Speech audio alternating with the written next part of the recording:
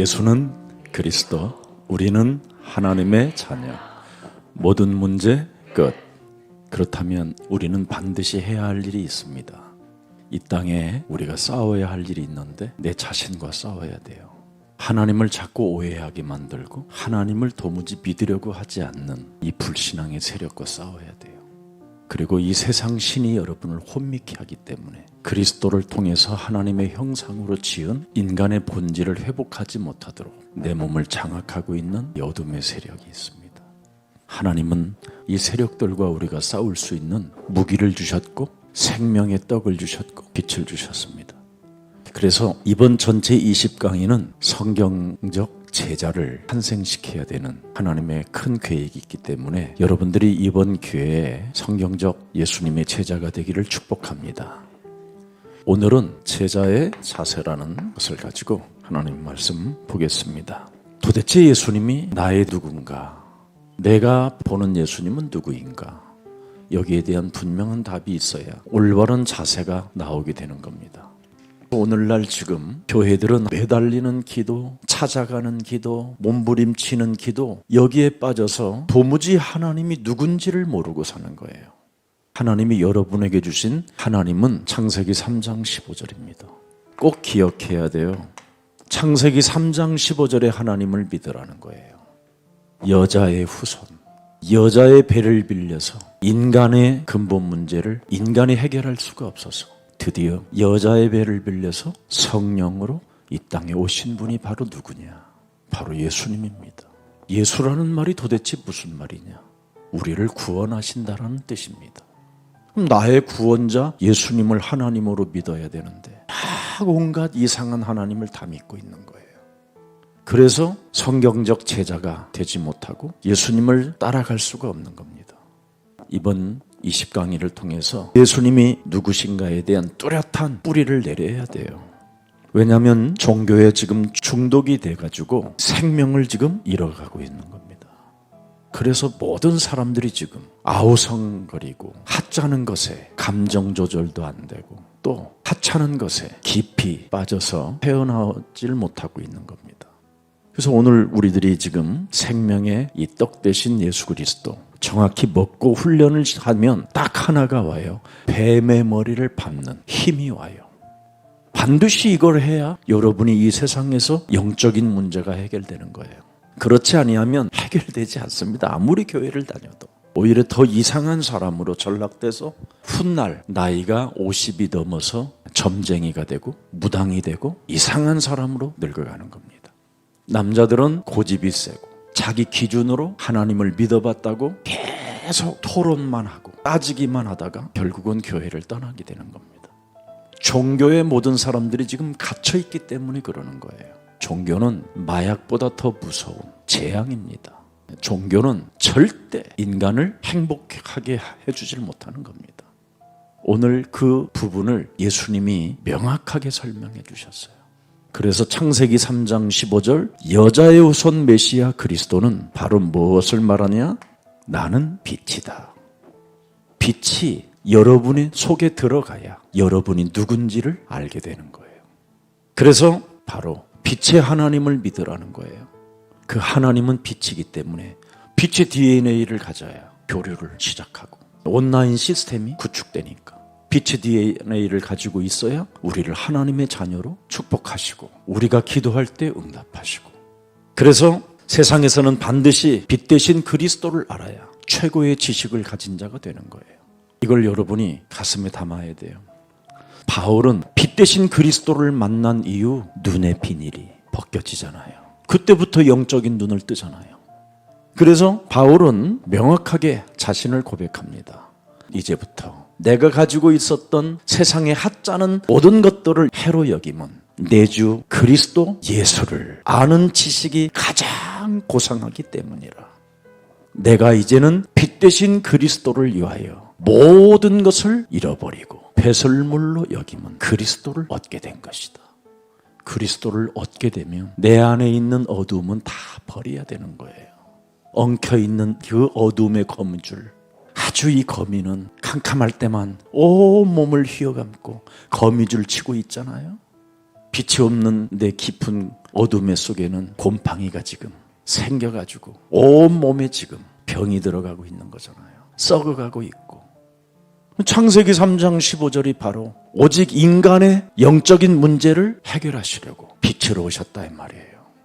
이 빛을 반드시 여러분 안에 모셔드리라. 그래서 영접을 하라는 거예요. 반드시 창세기 3장 15절 여자의 우선 메시아 그리스도를 영접을 하라는 거예요. 네 안에 모셔드려라.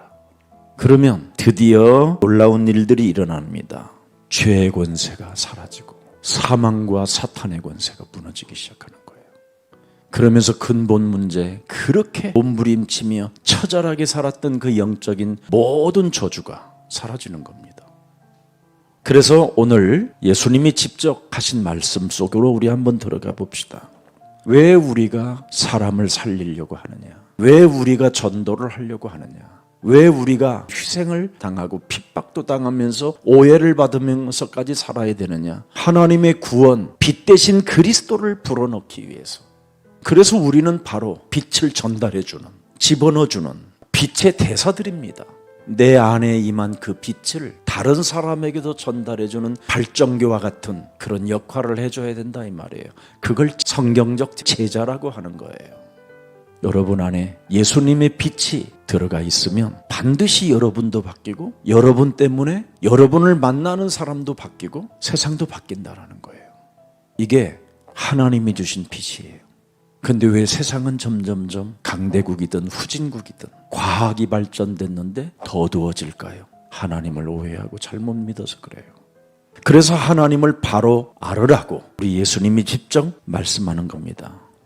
보세요. 어두움 속에 거닐던 가늠한 여인, 돌로 맞아 죽을 뻔한 여자 앞에서 가늠한 그 여인을 끌어다가 돌로 쳐 죽이려고 하는 그 현장에서 예수님은 직접 말씀하시는 거예요.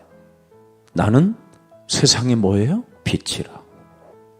그래서 예수님은 하나님을 명확하게 알리는 생명의 빛. 그는 생명의 빛이다. 사람을 살려내는 빛. 어둠을 밀어내는 빛. 흑암과 싸워서 이기는 빛. 인간의 근본 문제로 썩어 들어가는 이 곰팡이 균을 없애는 빛. 나를 따른다면 이제는 어둠에 다니지 아니하고 생명의 빛을 너는 얻게 될 것이다. 이런 엄청난 하나님의 축복이 우리에게 와 있는데도 전혀 감지하지 못하고 매일 지금 굶주림 속에 있는 거예요. 아니면 어두움 속에 있는 것이고 예수님을 따라가지 않기 때문에 생명의 빛이 지금 없는 거예요. 하나님을 잘못 믿어서 오는 병폐라는 말이에요. 가늠한 여인에게 말한 거예요. 그리고 그 가늠한 여인을 돌로 치려고 하는 바리새인 유대인들에게 하는 메시지예요. 종교. 사실은 너희가 빛 대신 이 하나님이 네 속에 없으니 이 여인의 이렇게 피해자가 된 것이다. 교회가 너무나 잘못되어져 가서 이 여인은 어둠에 갇혀서 빠져나올 수가 없었던 것이다. 이걸 말씀해 주는 겁니다. 그래서 예수님이 이들 앞에서 죄가 없는 자가 이 여인에게 돌을 던져서 죽여라 그랬습니다. 창세기 3장으로 인하여 하나님 떠난 인간은 죄인을 정죄할 수 없다라는 거예요. 절대 죄인은 죄인을 정죄할 수 없다라는 거예요. 오직 하나님이 주신 생명의 빛으로만 인간의 문제는 해결되는 거라는 거예요. 그래서 그 여인 앞에 창세기 3장 15절을 쓴 거예요. 나는 빛이다.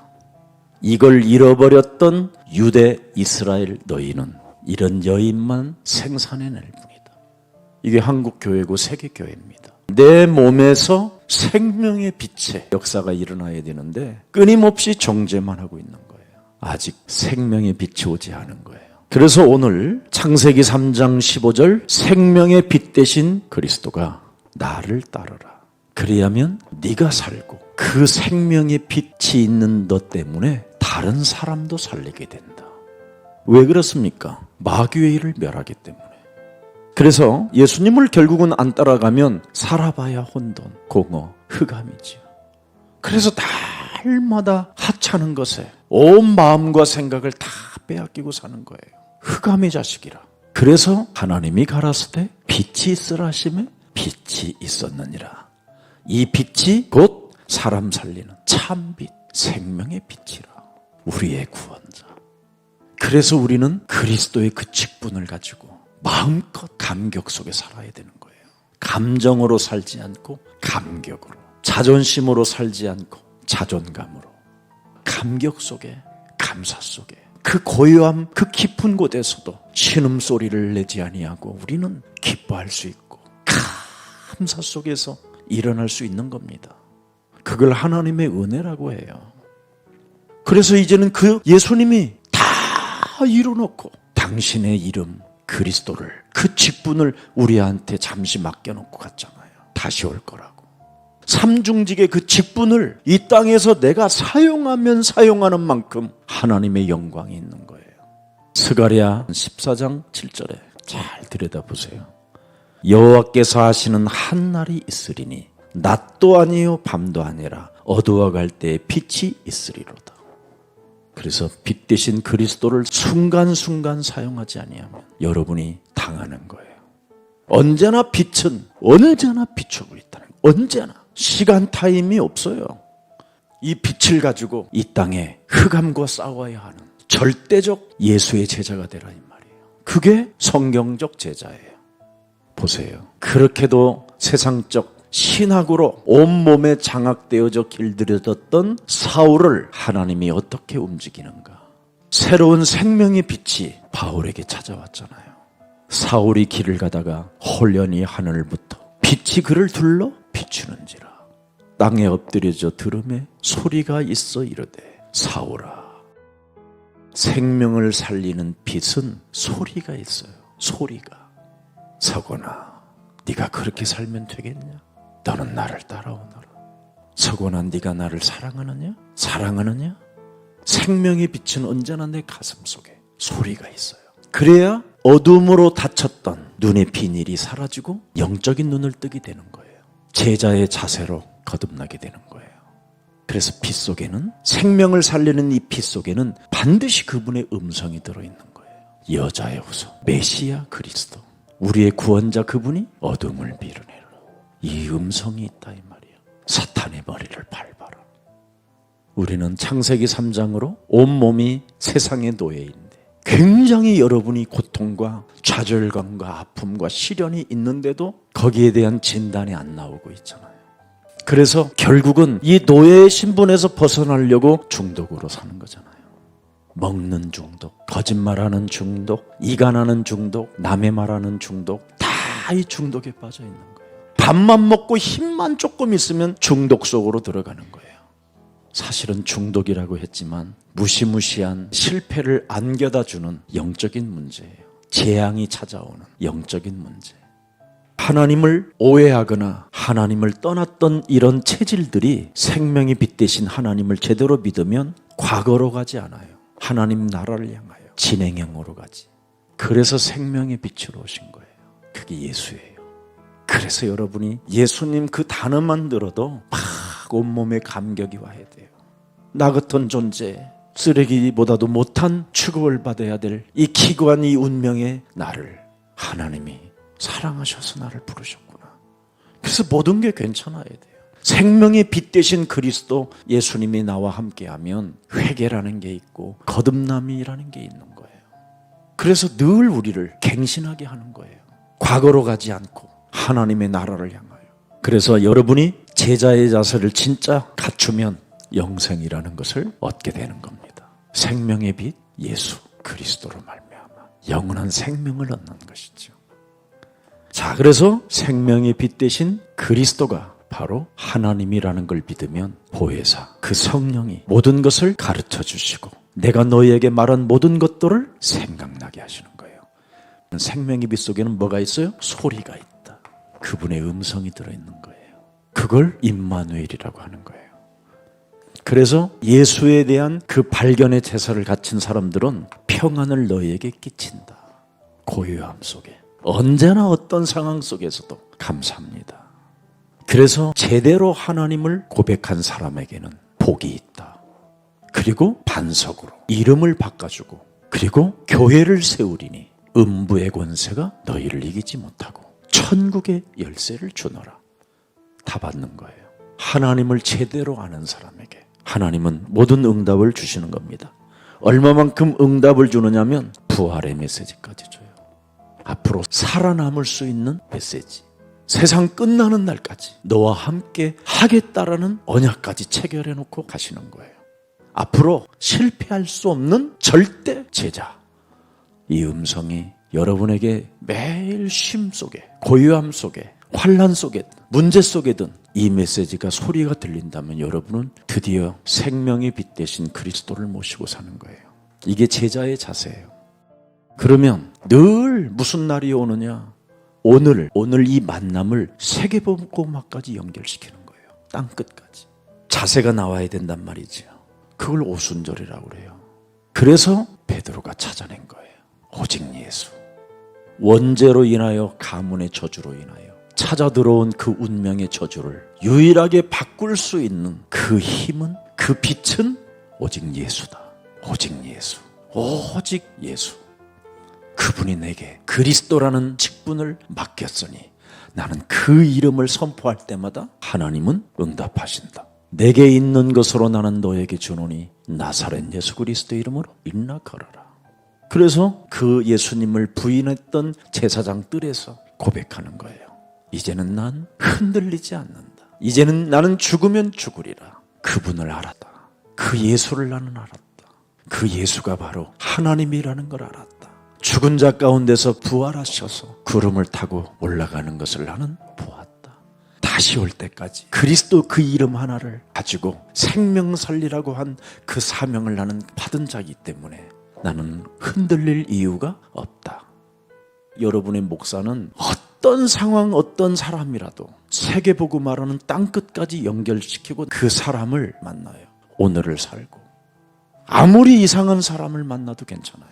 여러분이 예수가 누군지를 알게 되면 모든 사람들이 더러운 귀신이 붙었다. 이게 보여요, 현장에서. 다 더러운 귀신이 붙었구나. 오직 예수가 안 되면 다 종교로 더러운 귀신이 붙어 있는 거예요. 행복한 것처럼 보이지만 이미 다 틀어져 있는 거예요. 그래서 결단의 자세를 빨리 가져야 됩니다. 왜 오직 예수라야 하는가? 여러분, 인간의 이 영적인 문제 어떻게 해결할 거예요? 인간의 어떻게 근본 문제를 해결할 수 있습니까? 사람은 못하는 겁니다. 과학, 의학, 지식, 철학이 어떻게 영적인 문제를 해결할 수 있습니까? 중독 시스템을, 지금 정신병 문제를 의학이 해결합니까? 못합니다. 그래서 결단할 수 있는 자는 응답을 받는 거예요. 제일 중요한 게 뭐냐? 그래서 하나님만 하실 수 있다는 것을 여러분이 가슴에 담아야 돼요. 하나님이 하시려고, 이 문제를 해결하시려고 이 땅에 직접 오신 것이다. 그게 모세잖아요. 자기 힘으로도 안 됐던 그 문제가 유월절 어린 양의 피를 발랐더니 그 무엇으로도 해결되지 않는 인간의 문제가 해결되잖아요. 그리고 너희는 가만히 서서 창세기 3장 15절 여호와 하나님이 너희를 위하여 어떻게 싸우시는가를 보라. 보세요. 창세기 3장 15절은 어두움을 밀어내는 분이시고 배고프지 않는 생명의 떡을 주시는 분이고 이렇게 싸우시는 분, 근본 문제, 영적인 문제를 해결하시는 분이다 이 말이에요. 이걸 여러분들이 정말 가지고 결단을 내리면 내리는 만큼 하나님의 축복은 시작돼요. 인간의 문제, 영적인 문제 해결자는 오직 여자의 후손, 우리의 구원자 예수밖에 없다. 그래서 그 예수가 십자가라는 죽음을 통해서 부활하셔서 우리에게 드디어 직분을 주셨다. 다시 올 때까지 마음껏 사용하고 누리고 힘있게 살다가 세계복음화 땅끝까지 이르러 사명을 다하고 아버지의 나라 가는 것이다. 그러면 각인의 자세가 오는 거지요. 하나님이 누군지 창세기 3장 15절 각인돼야 돼요. 그러면 전도가 여러분에게 드디어 각인되는 거지요. 마가복음 3장 14절 15절에 이게 각인돼서 참왕, 참제사장, 참선지자 3직분을 사용하게 되면 드디어 하나님이 나를 원하셔서 불렀구나. 그리고 생명의 빛 대신 그리스도를 내가 모심으로 말미암아 하나님의 은혜 속에 있구나. 그래서 하나님이 나와 함께 하시는구나. 그래서 언제나 내 몸에 세 가지의 직분을 사용해야 돼요. 그래서 자신과 영적 싸움, 세상과 영적 싸움, 사탄과의 영적 싸움. 그러면 영적인 힘이 생기지요. 그러면 영적인 문제가 해결되고 인간의 문제가 해결되니까 드디어 보세요. 귀신을 내어 쫓는 이제는 또 한 차원 높아지지요. 제압하는 힘, 귀신을 내어 쫓는 권세를 주셨습니다.